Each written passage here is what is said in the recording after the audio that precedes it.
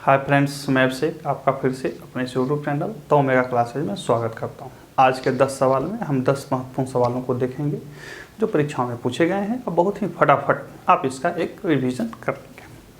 चलिए आपका समय नष्ट न करते हैं, सबसे पहले आते हैं। पहला है प्रश्न कि राक्षसी तंगड़ी युद्ध को जाना जाता है। मतलब एक युद्ध हुआ था जिसे दो नाम थे। एक नाम था राक्षसी तंगड़ी का युद्ध और उसका दूसरा कोई और नाम था। तो उसमें आपको बताना है कि राक्षसी तंगड़ी के युद्ध के नाम से किसे जाना जाता था। ए मंदसौर का युद्ध, बी तालीकोटा का युद्ध, सी गुजरात का युद्ध, डी इनमें से कोई नहीं।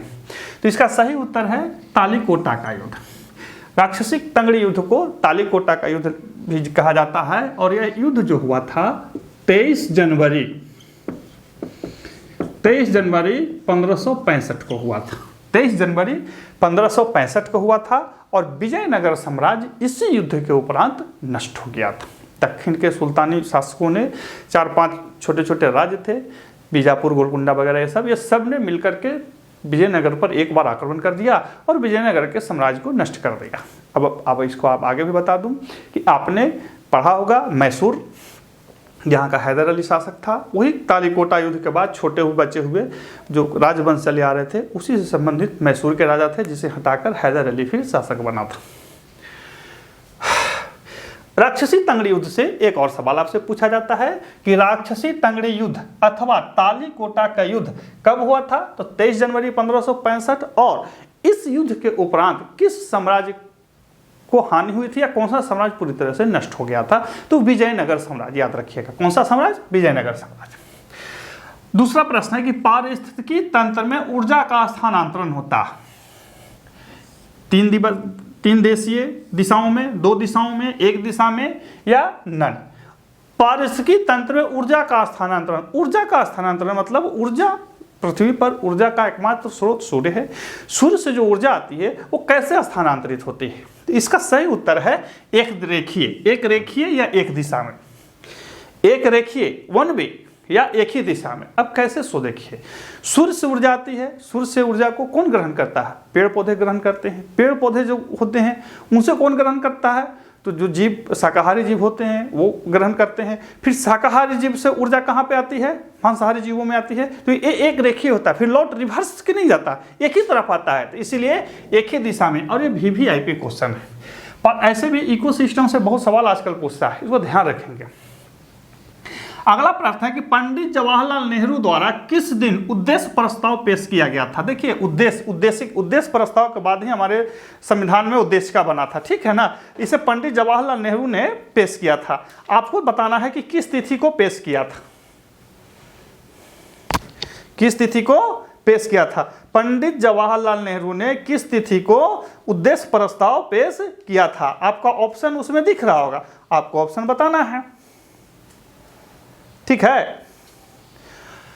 13 दिसंबर 1946, 15 दिसंबर 1946, 9 दिसंबर 1946, 11 दिसंबर 1946। याद रखिए उद्देश्य प्रस्ताव से यही पूछा जाता है। दो प्रश्न पूछा जाता है।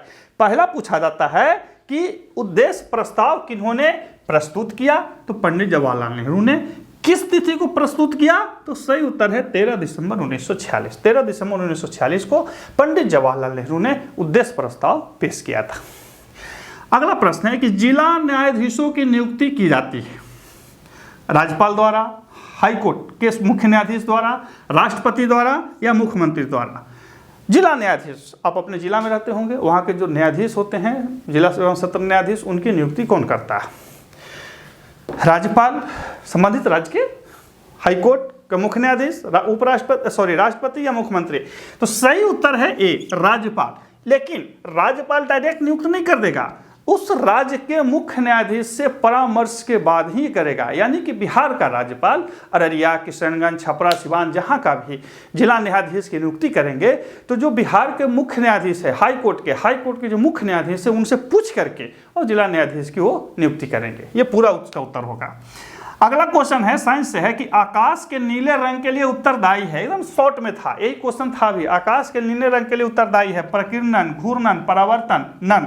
तो सही उत्तर है प्रकीर्णन। प्रकाश के प्रकीर्णन के कारण हमारा जो आसमान है वो नीला दिखता है। कैसा दिखता है? नीला दिखता है। अब देखते हैं अगले 5 प्रश्न। अब देखिए छठा प्रश्न को। छठा प्रश्न बहुत आसान है। राफेल नडाल किस खेल से संबंधित है? राफेल विमान का नाम सुने हैं ना? हाँ, तो राफेल नडाल फ्रांसीसी हैं। तो राफेल नडाल किस खेल से संबंधित है? टेनिस से, फुटबॉल से, क्रिकेट से? तो सही उत्तर है राफेल नडाल टेनिस खेलते हैं। कोठारी आयोग का गठन 1964 में हुआ था। किसका संबंध है? मतलब कोठारी आयोग किससे संबंधित है? शासन प्रशासन से, शिक्षा से, खेल से, चुनाव सुधार से? तो सही उत्तर है शिक्षा से। कोठारी आयोग का गठन जो था 1964 में शिक्षा के स्तर को देखने के लिए किया गया था और फिर इसने अपनी रिपोर्ट दी और उस रिपोर्ट पर सरकार जानते हैं कितना काम करता है, काम हुआ। अगला है कि हाई स्पीड मेमोरी को कहा जाता है, कंप्यूटर से प्रश्न है। हाई स्पीड मेमोरी को किस एक और नाम से जाना जाता है? कैश मेमोरी, लो मेमोरी, फर्मवेल या इनमें से कोई नहीं? तो सही उत्तर है cache memory. High speed memory को कैश मेमोरी के नाम से भी जाना जाता है। अगला है भारत में किस वर्ष मिड डे मील योजना लागू हुई? भारत में किस वर्ष मिड डे मील योजना लागू हुई? वर्ष 1995, 94, 96, 93? सही उत्तर है 1995। एक चीज मैं इसमें बता दूं, बहुत सारे लोग आपको दिग्भ्रमित करेंगे। भारत में मिड डे मील जो थी वो भारत के गरीब बच्चों को स्कूल लाने के लिए प्रारंभ किया गया था। किसको? गरीब बच्चों को। क्या इससे सरकार को फायदा हुआ? बहुत से लोग सरकार और सरकारी योजनाओं का उपहास उड़ाते हैं। देखिए, हमारे देश में बहुत सारे जातिगत और अन्य कारणों से बहुत सारे ऐसे बच्चे हैं जो पीढ़ियों से, मतलब उनकी कई पीढ़ियों ने कलम और अक्षर और विद्यालय नहीं देखा है। बस समझिए, हमारे देश में आज भी, अब तो 30 साल हुआ, फिर भी मैं बता रहा हूं कि आज भी बहुत सारे ऐसे वर्ग हैं जिन्होंने पीढ़ियों से विद्यालय नहीं देखा है, शिक्षा के चेहरा नहीं देखा है। अब वो बच्चे कैसे स्कूल आएंगे? जो बहुत गरीब है, जिसके पास 2 टाइम का भोजन भी नहीं हो पा रहा है, 1 टाइम का भी भोजन नहीं हो रहा है, सरकार को उसको पढ़ाना है, आधुनिक शिक्षा उसको देनी है, कैसे दे पाएगा? तो सरकार ने एक प्रोग्राम शुरू किया, mid day meal. Mid day meal का मतलब बच्चों को दोपहर में गुणवत्तापूर्ण भोजन दिया जाएगा।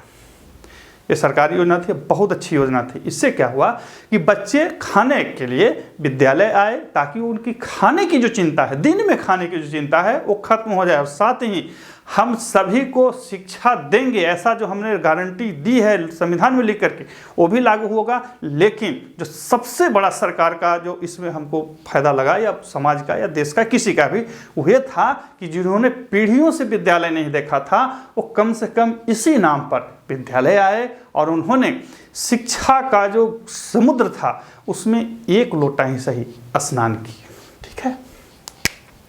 अगला है आना सागर झील किस राज्य में है? आना सागर झील किस राज्य में है? राजस्थान, मध्य प्रदेश, पंजाब, असम? सही उत्तर है राजस्थान में। आना सागर झील जो है वो राजस्थान में है। देखिए फ्रेंड्स, इस तरह की जो चीज़ें होती हैं ना, सामाजिक बदलाव के लिए जो लाई जाती हैं, बहुत अच्छी चीज़ें होती हैं। आप अपने देश को नहीं जानते हैं, अपने देश में बहुधा हम लोग क्या होते हैं कि बड़े शहरों में रहते हैं, पढ़ते लिखते हैं, या हम यदि उस जगह से आते हैं जहाँ हम ये सब नहीं देखे हैं, बहुत झमेला होती है, उनके वो देख करके ये सब चीज़ नहीं देख पाए। हम लोग गाँव में थे, देखे थे, वो पीढ़ियों से पढ़ाई नहीं किए, पीढ़ियों से, या जब से धरती फॉर्मेट हुआ है, जब से मानव सभ्यता ने विकास किया, तब से उन्होंने पढ़ाई नहीं की है, कक्का नहीं पढ़ी है, कुछ भी नहीं पढ़ा है। वो पीढ़ियों से गुलामी करते आ रहे हैं। गुलामी को कैसे तोड़ा जाएगा? मानव की गरिमा को कैसे बढ़ाया जाएगा? सरकारें इसीलिए इन सब चीज़ों को लाती हैं। बहुत सारे लोग उपहास उड़ाते हैं, बहुत सारे लोग नौटंकी करेंगे, सुनाने दीजिए, कोई दिक्कत नहीं, लेकिन होता है। हम लोग जब छोटा थे तो बिहार की सरकार ने एक चरवाहा विद्यालय बनाया। बहुत सारे लोगों ने उसे बहुत उपहास उड़ाया कि अरे बंगलोर में तो IIT बन रहा है, या क्या बोलते हैं IT सेक्टर आ रहा है, बिहार में चरवाहा विद्यालय आ रहा है। भाई बंगलोर को देखिए, वो कैसे था, उसका सामाजिक वर्गीकरण कैसा था। हमारे देश में जो बच्चे स्कूल ही नहीं जा रहे हैं, वो IT सेक्टर में क्या जाएंगे? फिर ऐसा सरकार ऐसा तो काम नहीं ना करेगी ना कि इतना बड़ा गैप खड़ा हो जाए कि कुछ बहुत आगे चले जाएं, कुछ पीछे चले जाएं। उसी बहाने मैं मानता हूं कि सरकारी चीज़ें आई, उसमें धांधली हुई होंगी, तो सरकार ने धांधली नहीं की, सरकारी तंत्र में धांधली होगी। इसके कारण उसका वैसा प्रतिफल नहीं प्राप्त हुआ जैसा सरकारें चाहती थी। लेकिन सरकार का उद्देश्य सही था कि जो पीढ़ियों से गाय, भैंस, बकरी चला रहा है, कम से कम एक बार पहली पीढ़ी से ही विद्यालय में आए, ताकि जब एक पीढ़ी विद्यालय में आएगी तो दूसरा पीढ़ी कलम पकड़ेगा और तीसरा पीढ़ी पढ़ेगा। ठीक है, तो ये था आज का हमारा 10 सवाल। देखिए, सामाजिक विषयों में थोड़ा सा बोलने लगता हूँ तो कुछ समय लग जाता है। अब टीचर हूँ, बताना पड़ता है। अब वैसे भी मैं मानविकी का शिक्षक हूँ, तो बहुत सारी चीज़ों को लाना पड़ता है, जिसमें कुछ चीज़ें बहुत सही होती हैं, कुछ चीज़ें बहुत सही नहीं दिखती हैं, लेकिन होती सही हैं। तो इतना हमको आपको रिवेट करना पड़ेगा, ठीक है। तो ये था आज का 10 सवाल। 10 सवाल में बने रहिए, फिर आगे मिलते हैं। तब तक के लिए गुड बाय।